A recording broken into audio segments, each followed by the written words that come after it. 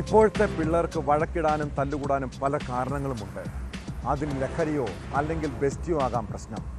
കാസർഗോഡ് പടന്നക്കാട് സ്വകാര്യ ആശുപത്രിയിൽ കയറി യുവാവിനെ സംഘം ചേർന്ന് മർദ്ദിച്ചത് ഒരു പെൺകുട്ടിയുമായുള്ള സൗഹൃദത്തിൻ്റെ പേരിലാണ്.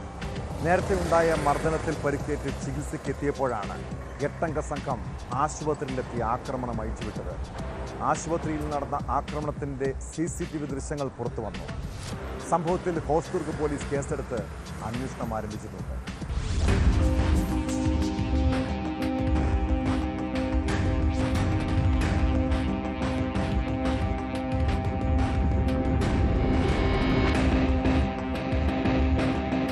കാഞ്ഞങ്ങാട് പടന്നക്കാട്ട് അക്രമത്തിൽ പരിക്കേറ്റവരെ 8-അംഗ സംഘം ആശുപത്രിയിൽ കയറി വീണ്ടും ആക്രമിച്ചു. പടന്നക്കാട് സ്വദേശികളായ സഹദ്, അഫ്സൽ, മുബഷിർ എന്നിവർക്കാണ് അക്രമത്തിൽ പരിക്കേറ്റത്. ചുറ്റിക കൊണ്ട് തലക്കടിയേറ്റും മൂക്കിന്റെ പാലം തകർന്ന നിലയിലും യുവാക്കൾ ജില്ലാ ആശുപത്രിയിൽ ചികിത്സ തേടി. ആശുപത്രിയിൽ നടന്ന ആക്രമണത്തിന്റെ CCTV ദൃശ്യം പുറത്തുവന്നു.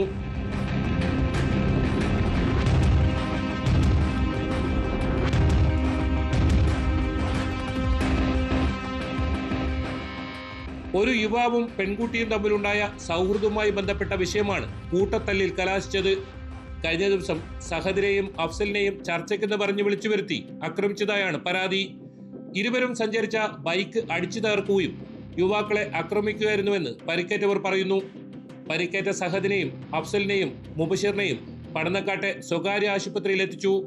ഡോക്ടർ പരിശോധിക്കുന്നതിനിടെ 2 കാറുകളിലായി എത്തിയ 8-അംഗ സംഘം ആശുപത്രിക്കുള്ളിൽ വെച്ചാണ് 3 പേരെയും ആക്രമിച്ചത്.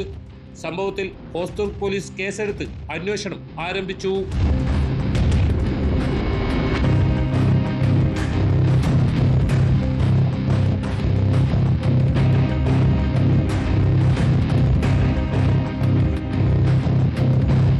ന്യൂസ് 18 കാസർഗോഡ്.